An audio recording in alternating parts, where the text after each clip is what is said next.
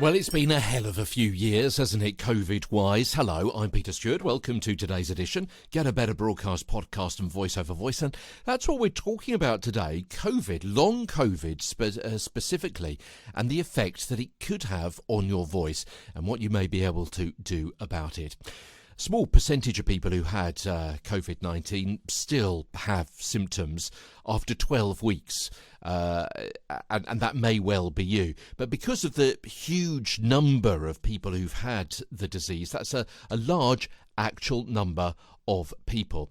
And it's known by health professionals in the UK and many other countries around the world as post-COVID syndrome, or by the WHO, the World Health Organization, as post-COVID condition.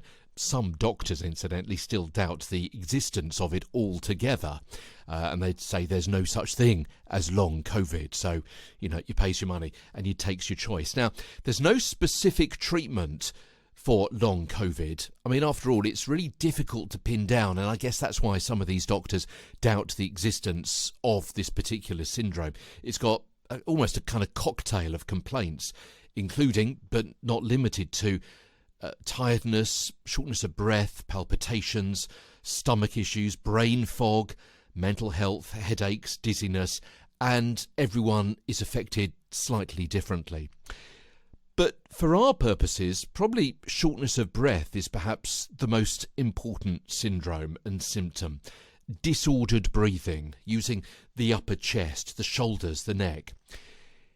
The advice is, and I've looked quite a bit into this and I've attended several webinars about that as well, don't self-diagnose. It may actually be caused by something other than COVID. As usual, go and see a health professional. Give them the symptoms, give them the diary of what's happened, how you've been feeling, and so on, and leave them to make up their mind or to refer you higher up the medical chain. As I say, before the appointment, you could try noting down what's been happening to you, how you've been feeling, what the symptoms are, and also try some very gentle breathing exercises to try and train yourself how to breathe properly again. Some people, once they've been to the initial GP, the initial medical professional, the first stop shop down the high street or at the local centre or whatever, are subsequently referred to respiratory physiotherapists or attend rehabilitation groups. So there's a short look at coping with long COVID for a voice professional. Tomorrow, your voice in winter, which is a bit of a strange thing to talk about because we're going into the summer in London. I'll play the jingle in a minute, all right, to show I'm from London. But of course, in other parts of the world, in the southern hemisphere, they're just going into the winter. So your voice in winter, useful tips that either you can take note of and use immediately, or you can save for 6 or 8 months and use them later.